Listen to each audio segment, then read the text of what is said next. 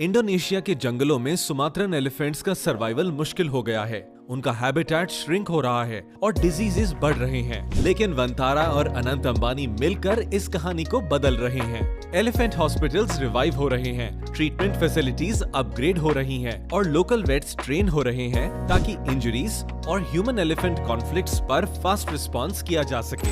वंतारा और अनंत के इन एफर्ट्स से धीरे धीरे इंडोनेशिया के एलिफेंट सर्वाइवल की तरफ बढ़ रहे हैं, कम्युनिटीज स्ट्रॉन्ग हो रही हैं और वाइल्ड लाइफ का फ्यूचर भी सेफ हो रहा है।